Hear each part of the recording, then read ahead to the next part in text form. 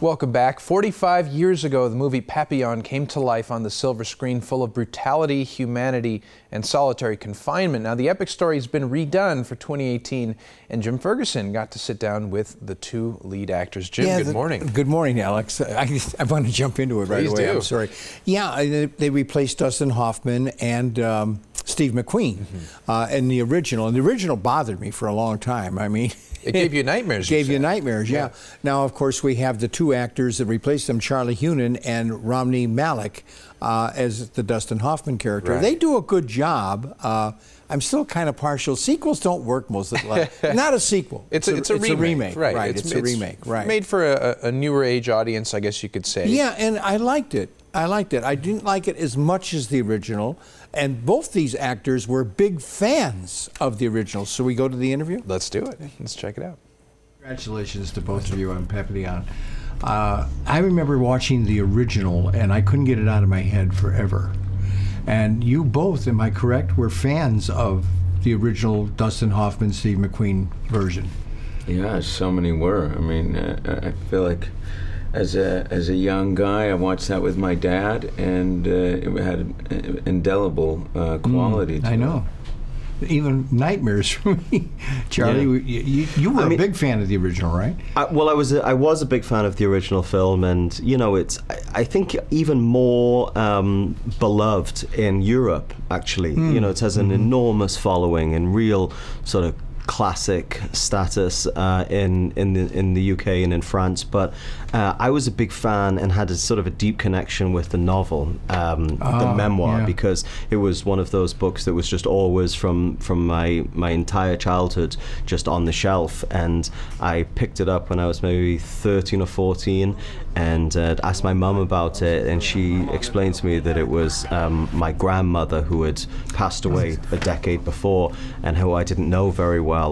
It was her favorite book, and so it was a time when I was really wishing that I had known my grandma better. So through that desire, I thought maybe I'd read one of her favorite books, and so and I loved it, and it just sort of blew my mind. So I read it a couple times in my teenage years. Yeah, no, exactly. Romney's set in 1931 with the beautiful graphics of the horrors of French Guiana. Would you agree with me? It's hard to believe this was a true story and not fantasy.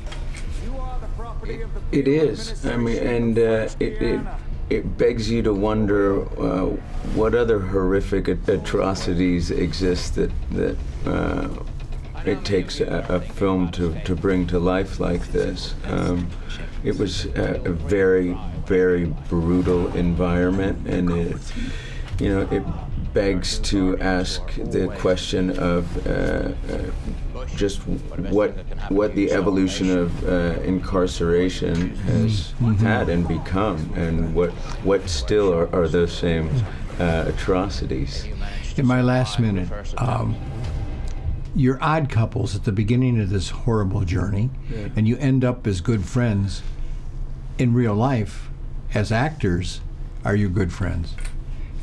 Yeah, very good friends. I mean, it's funny. It's a funny thing having an experience like this, and I think right away we liked each other enormously right from the initial conversation that we had, and then had a wonderful experience. But it's an odd thing, sort of the traveling circus of filmmaking, is that you get, as much as we, I think, genuinely do really like each other, we go off and have these experiences, you know, and traveling constantly. So it's not like we've spent a lot of time, but we have somebody that we work with in common that we're in very, you know, in weekly, if not daily contact. So I always get the updates and know what he's up to. Gentlemen, thank you, and your performance was outstanding. Don't miss this movie. Believe me, I'm going to go see it again.